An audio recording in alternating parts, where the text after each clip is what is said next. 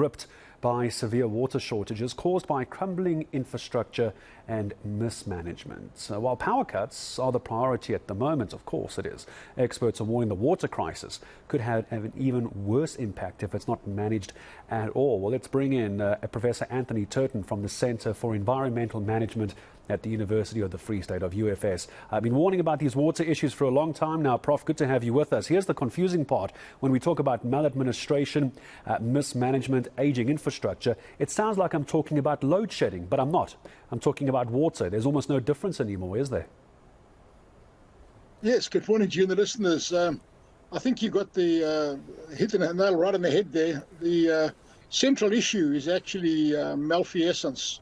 There is a hierarchy of nested criminal syndicates that have dug themselves into this whole infrastructure value chain. Whether it's energy or whether it's water, it's the same thing. And those syndicates are quite sophisticated and they are quite well entrenched. So until such time as we are capable of dealing with those syndicates, personally, I don't see that we're going to turn the ship around. I suppose here's the problem again we're facing. If there's syndicates involved here, Prof, once again we have to ask about the security question, A, and then follow the money, don't we? Syndicates aren't doing this because they're bored. There's money to be made somewhere. So now do we need to start deploying the army to protect this infrastructure like we saw with Eskom?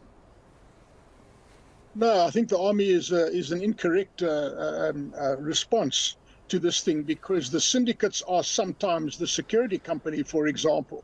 The whole idea is to create a crisis and then to offer the service to basically respond to that crisis. And one of those things is the security company. So I'm aware, for example, of at least one case where a security company has been offered, but the head of that security company or the person that procured that security company is also linked to all kinds of other activities. And you would think now with the surveillance cameras at great cost that have been provided, suddenly they get turned off when a crime is being committed or when cable theft is taking place inside a pumping station.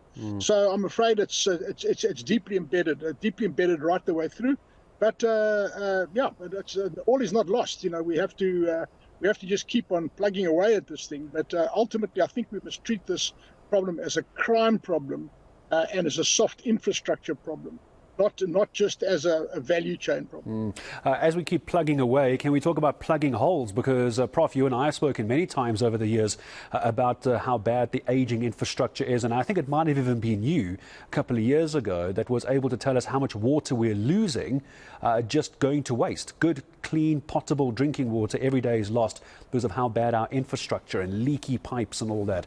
Is it worse or is it about the same as a couple of years ago, or is it getting worse ever so quickly? Well, we can thank Minister Mchunu for the latest blue and green drop and no drop report.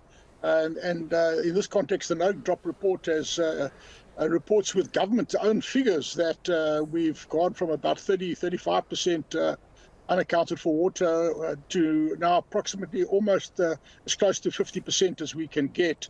So in other words, it is getting worse. And once again, I talk about these syndicates. So what a syndicate is doing, I've just become aware of one particular syndicate last week where the syndicate destroys the sewage infrastructure. The purpose of which is to then get a tender in order to put in an emergency pump.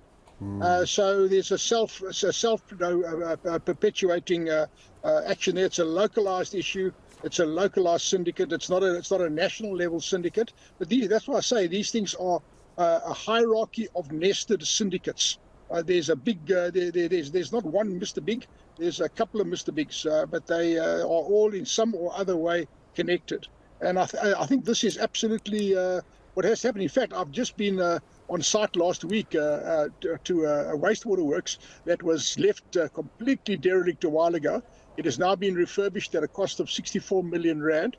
And while they were refurbishing it, towards the end of it, some illegals came in, the criminal syndicate came in and stopped all work on site and stripped out all the cables and high value motors were stolen right there, brand new stuff stolen right there.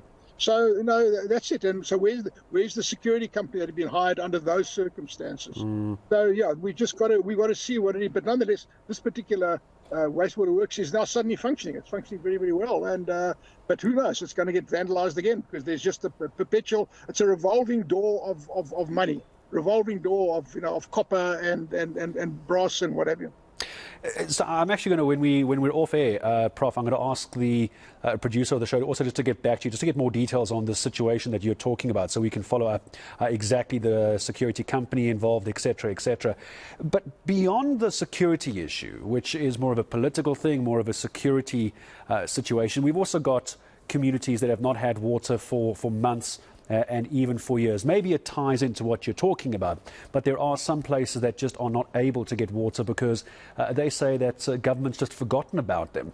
Why is it that we see in some areas of our country there are just communities with no water? Where's the underground water in all of this? Is it very difficult to get done? Yes, okay, so one must remember, and I've spoken about it before, but I better repeat it again now. Assurance of supply consists of 6 different elements. So assurance of supply is the guarantee of a given volume of water at a given pressure, at a given price, of a given quality, at a given time, at a given place. All 6 of those things are assurance of supply.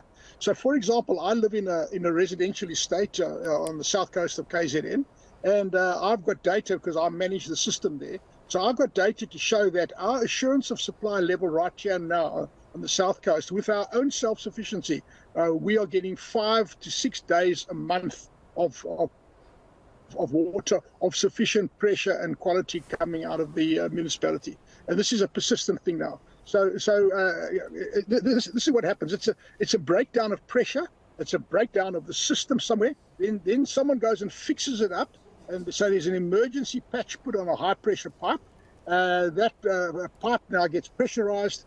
It lasts for 3-4 days. And then the pressure fails again, the pipe bursts again. So the whole system has been patched up so often by unqualified people. There's no longer a single engineer in charge, or it's not under proper supervision. So this thing eventually becomes like a patchwork of temporary patches, all of which have become permanent in the end. And I think we can extrapolate this up to the national level as a model, because I think this is really what's happening. So it's not the fact that there is no water. It's the fact that there's no pressure. No pressure. Why? Because of no electricity to pump, or why? Because the pipeline has ruptured, or why? Because somebody has come in and stolen the pump or the cable or whatever. You see, so we are seeing the manifestation as a breakdown of the water service, but the root cause of the service is not water scarcity.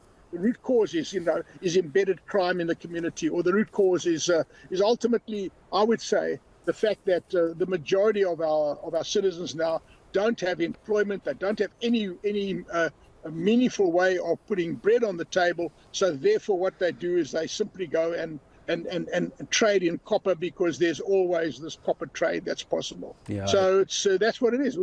That's we've got to understand, and I keep banging the drum about the root cause analysis. We need to do a root cause analysis. Otherwise, we're going to continue to throw billions and billions of rand down this bottomless pit without ever getting to the root cause of the problem. Yeah, once again, the social ills have a very real knock-on effect on everyday life for many, many South Africans. Prof, thank you very much, as always. I think the big takeaway for me from that, which I'm sure our team will follow up with, is security at these water treatment plants. It seems very similar to the construction mafia story I was covering last week, where at these water treatment plants, or wherever they're being maintained or serviced or improved, you have these syndicates walking onto the construction site, holding everybody up, and then stealing the copper cabling, the copper piping, whatever it might be. So we're going to follow up on that. Professor Antony Turton, water scientist, joining us this morning, also from the Centre for Environmental Management at the University of the Free State.